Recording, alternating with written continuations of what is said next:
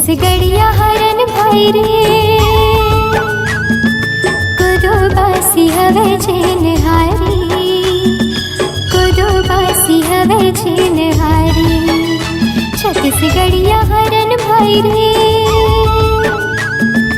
कुदो बासी हवे झेन हारी कुदो बासी हवे झेन हारी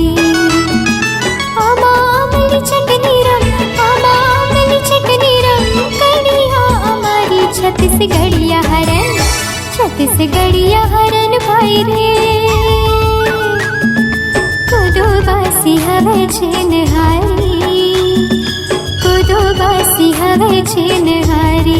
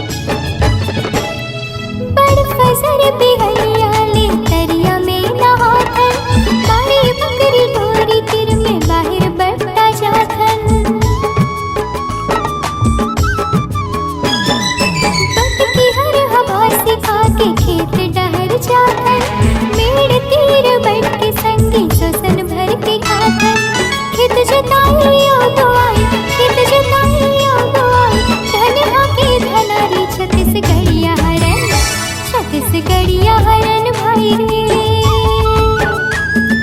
कुदो बासी हवे झेन हारी कुदो बासी हवे झेन हारी छत्तीसगढ़िया हरन भाई रे कुदो बासी हवे झेन हारी कुदो बासी हवे झेन हारी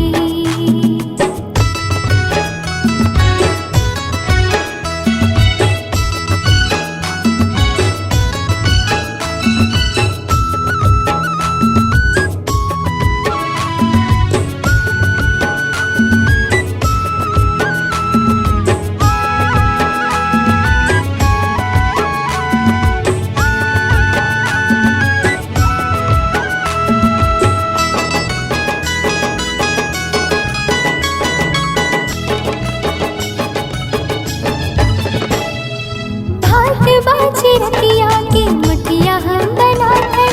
चिला फरादा कर रोटी मन भर खाथन काना कोई लड़नी बही मरत ले मिठाथे कर मता पटवा भाजी चना दर सुहाथे छत्तीसगढ़ के छत्तीस भाजी छत्तीसगढ़ के छत्तीस भाजी चेत है हमारी छत्तीसगढ़िया हरन छत्तीसगढ़िया हरन भाई रे कुदो बासी हवे झेन हारी कुदो बासी हवे झेन हारी छत्तीसगढ़िया हरन भाई रे कुदो बासी हवे झेन हारी कुदो बासी हवे झेन हारी